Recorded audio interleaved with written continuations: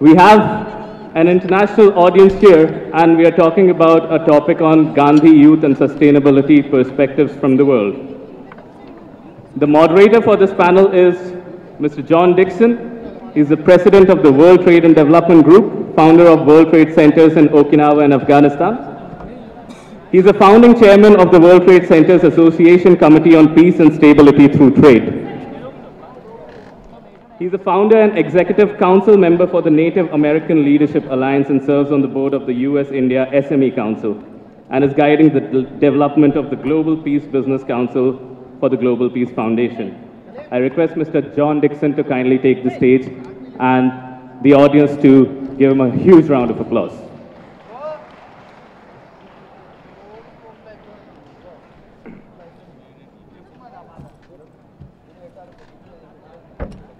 We also have with us His Excellency Gligor Tashkovich. His Excellency is the ex-Minister of Foreign Investments, Republic of Macedonia.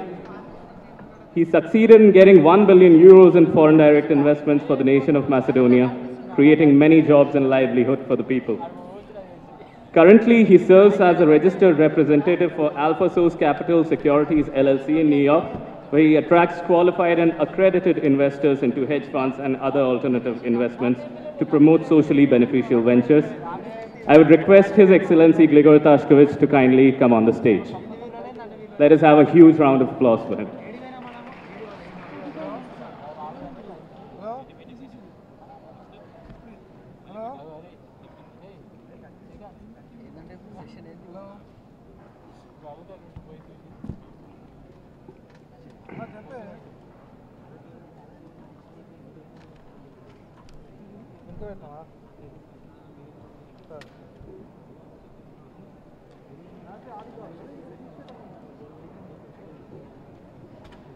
I would like to welcome on stage a Member of Parliament from New Zealand, Mr. Kanwaljit Singh Bakshi.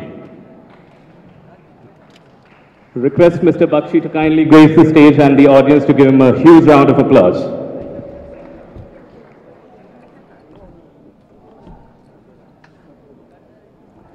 I would request His Excellency Budhika Pathirana to kindly come to the stage. He is the Honorable Deputy Minister of Industries and Commerce in the Central Government of Sri Lanka. He served as the South Asia head of Young Liberals and Democrats of Asia. Please give him a huge round of applause.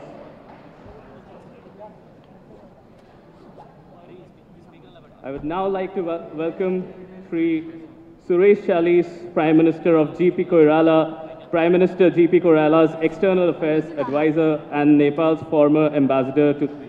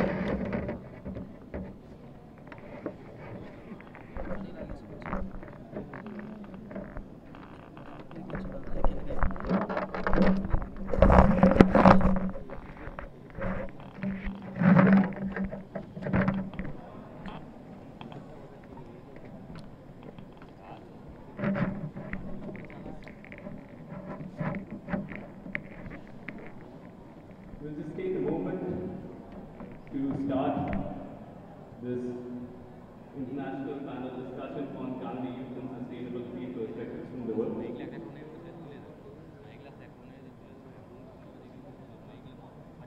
I request the audience to kindly take their seats.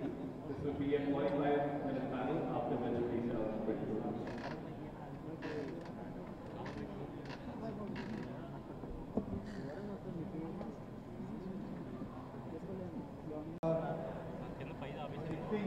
Vision is very powerful, and building on the foundation, Gandhi's foundation here. And one thing as an American, I feel right at home in India because we both had a common problem was the UK motherland, to get out from under the British colonial system. It happened a little differently for, we luckily had Gandhi leadership here with a nonviolent perspective, and in America we did violence, but we had the same outcome. A couple of speakers have mentioned and called this the audience. I think that you're really not the audience, you are the program. The people on the stage are here to facilitate you and your work. So as young leaders, you are the ones who are making a difference. And also what I really appreciated is that nobody on the stage so far, oh, okay. No one, can everybody hear me in the back? Very good. Okay, so far, nobody has used the word future leaders, which is really, really important. You're not future leaders, and we never use that word in the international young leaders development work that I do in the United States.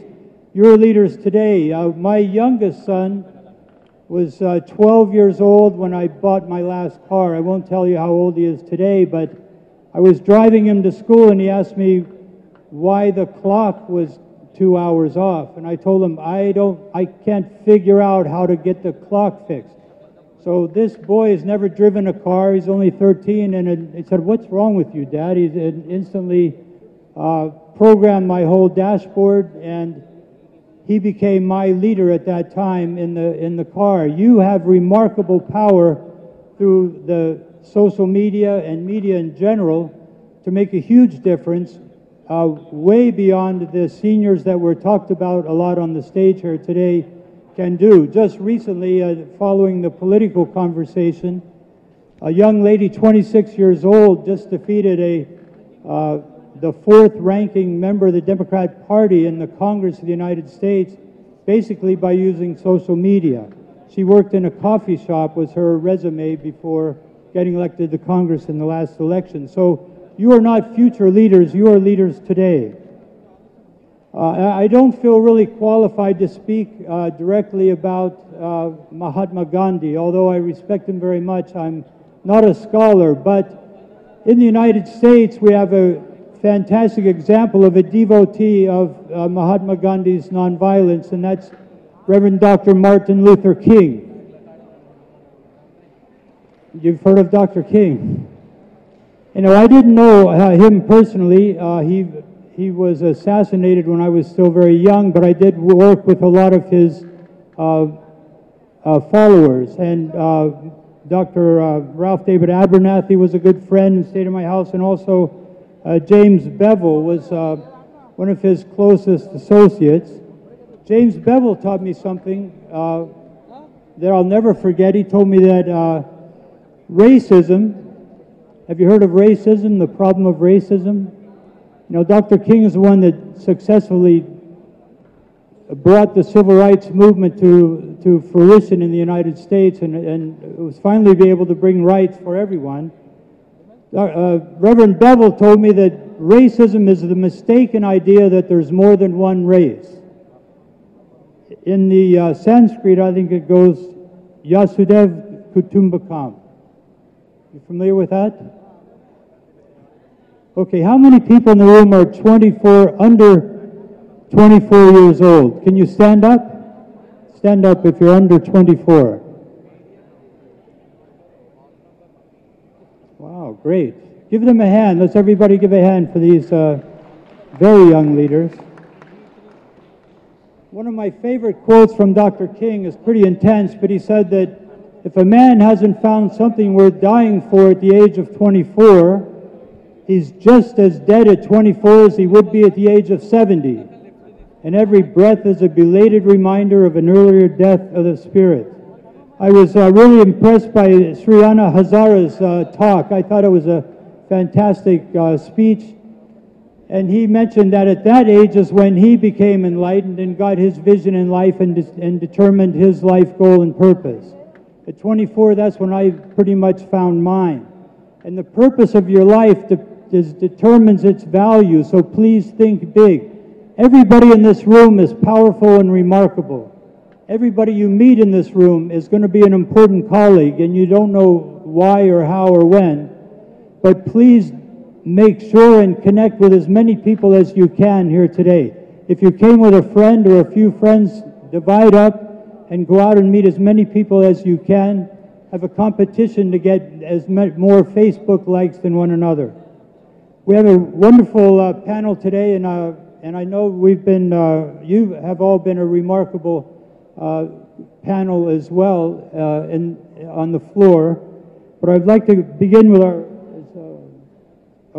our first panelist today is His Excellency Gligor Tashkovich, the former Minister of Foreign Investments for the Republic of Macedonia. Please give a big hand to His Excellency Tashkovich.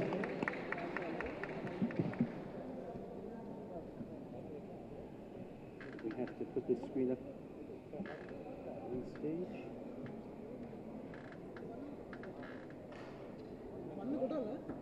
They have to switch it in the back.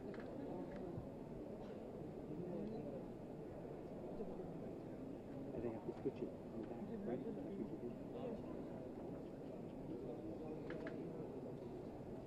Okay, great. Can you hear me? Good afternoon. So the good news is, because you didn't go to the coffee break, you're going to get some secret information.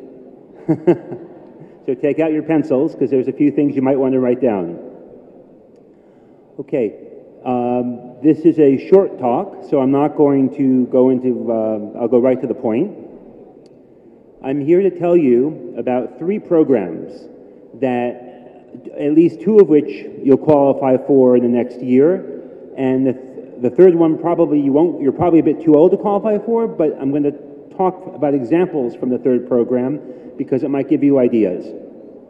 So the first program is called the Global Baku Forum, sponsored by the Republic of Azerbaijan in the Caucasus.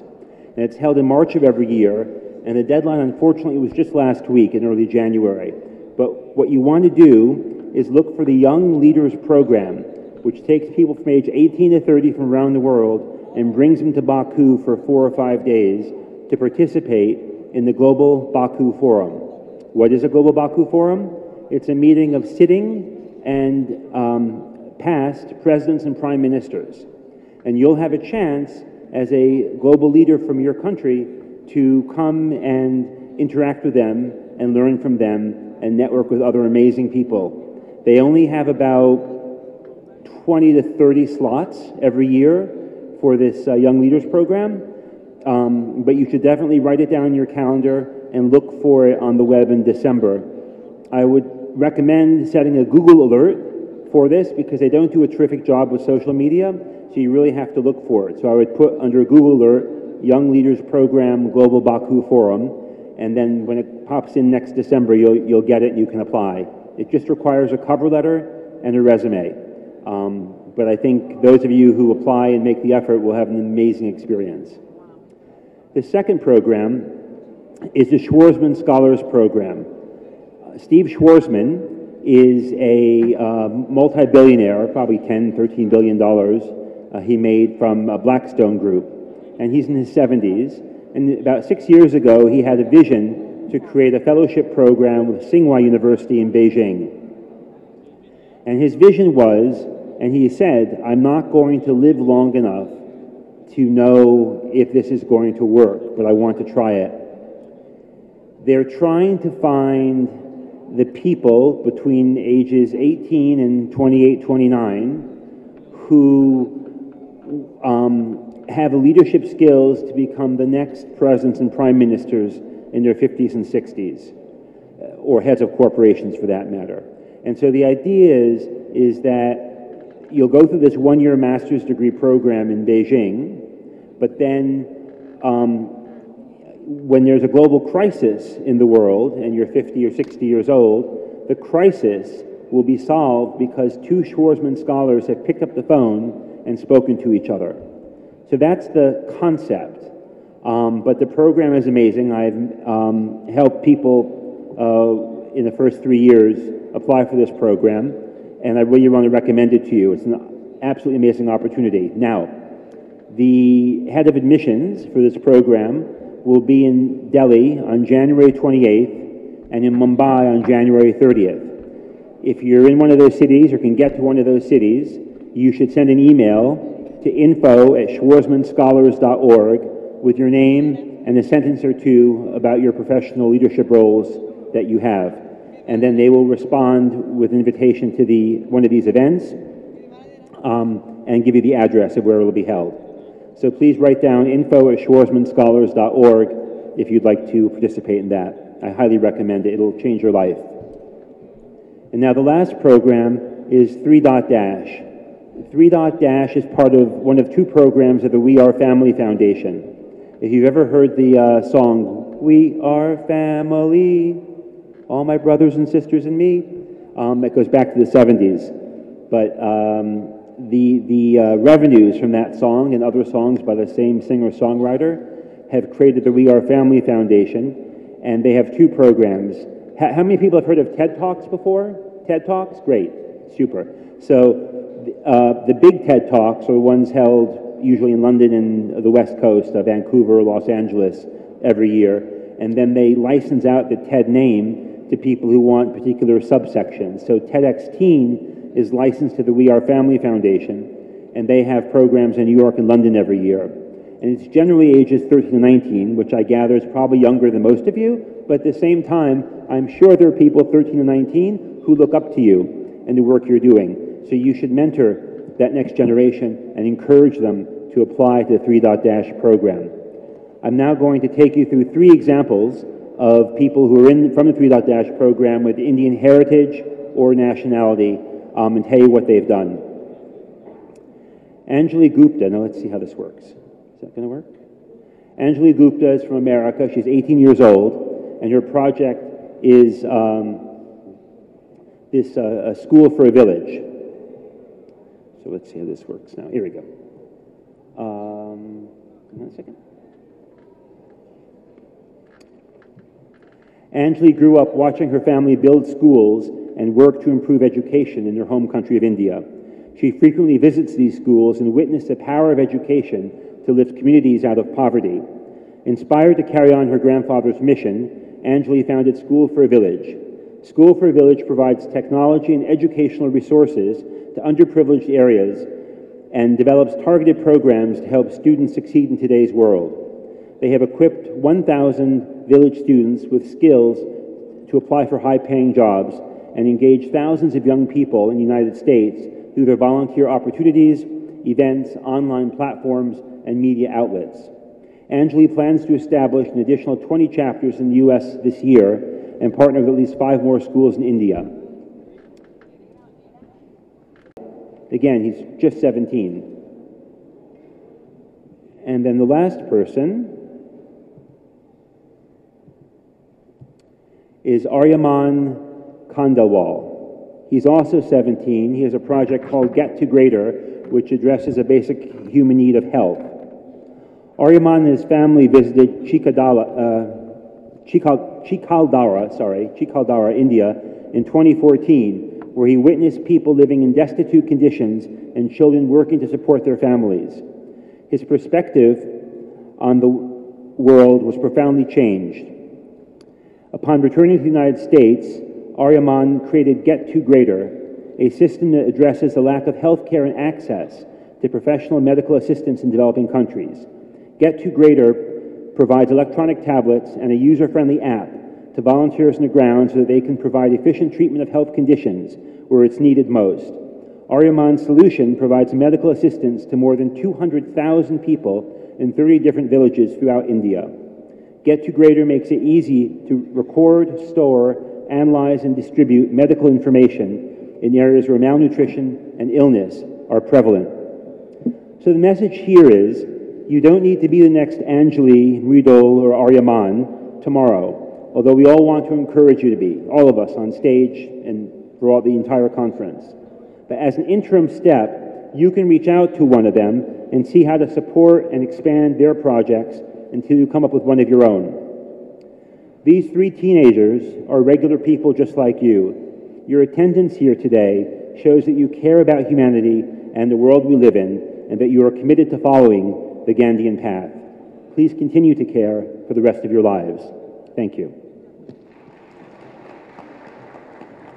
Thank you, Gligor. Appreciate it. And we'll look into those programs. They're great. Thank you. Our next speaker is the Honorable Deputy Minister of Industry and Commerce from Sri Lanka. He's also a medical doctor. He just is a natural leader and wants to solve the problems in his country. And Sri Lanka's really come a long way recently, I think. And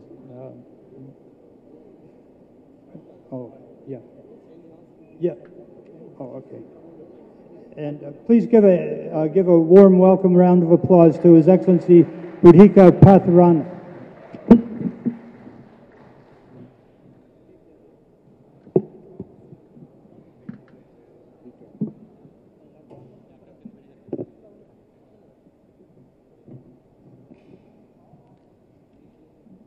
Thank you very much. Good afternoon, my dear friends. While starting my inputs, I would like to thank Ms. K. Kavita, Member of Parliament, and Mr. Uday Nagaraju, who contributed the term of coordinating, and all the entire team involved this fantastic gathering. As a Deputy Minister representing Sri Lanka in this forum, I wish to elaborate a few entities the policymakers have contributed through the years for youth development and sustainability in my island nation, Sri Lanka. In doing so, I would like to begin with a quote by the late Honorable Dudley Senanayake, the Sri Lankan statesman who served as a Prime Minister during 4 occasions in our country's history. He stated, "It is the youth that shall lead the future. It is the youth that shall own the future, and it is the youth who are responsible for the future." In 1997, the cabinet of the late President Jayawardena initially appointed the Ministry of Youth Affairs and Employment. National Youth Services Council, one of the largest government youth training institute of the Sri Lanka today. Bellwood Television Village in the Central Province in Island, National Youth Services Cooperative Societies called NISCO for young entrepreneurs, and National Youth Sports and National Youth Award ceremonies are most prominent icons today. And vocational training facilities under vocational training to main institution bodies in Sri Lanka called National Apprentice and Industrial Training Authority called NITA, and Tertiary Education Commission, and specially UNIMETRIC called University of Vocational Technology, most prominent institute in Sri Lanka. Likewise, another positive factor in most of our programs targeting development of the youth provide considerable positive guidance term of gender, hence females, and given significant opportunities in succeed at all possible levels. And especially, I'm a little bit happy. I was the first parliamentarian in Sri Lanka. At that time, I was a backbencher, not a deputy minister. I was present at SDG adopted framework to the Sri Lanka Parliament in Parliament history. Another feature that I personally believed and consider important to be applied to youth development are 4H concept: head, heart, hand and health. Head for clear thinking and knowledge, heart for greater loyalty, aesthetic and value education, hand for larger service and skills development, and finally health, the importance of being healthy and better living. However, a part of communicable diseases, it is in the non-communicable diseases known as chronic diseases that hold a challenge in Sri Lanka today. Therefore, counseling as well as career guidance play a vital role in terms of youth development. I strongly believe we should highly concern about counseling sector and career guidance sector in all over the world. It is a fact that another challenge we face in Sri Lanka is that most of the youth, including the graduates, tend to depend on government-related careers.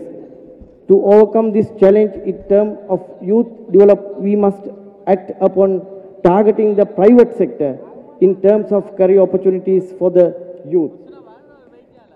In winding up, I wish to mention that being familiar with the challenges we meet and applying the international policies in youth development and sustainability to overcome such challenges are key aspects in the global society at the various levels mentioned above in terms of laying the foundation, not only interacting with cultures of diverse values and benefits, but also in terms of going forward as capable youth toward achieving the best outcome in any given scenario. Development is great, but sustainability is what keeps us going forward constantly as a community. What has been developed should be sustained, hence both are equally important factors. Last but not least, I wish to stress out of the fact, especially for youth who are engaged in the sector of vocational training and those who intend to enter the said sector, it would be extremely beneficial to study and apply the Varda education system by Mahatma Gandhi, who stressed on traditional spiritual attitude with the total development from education which is related to modern age of the world.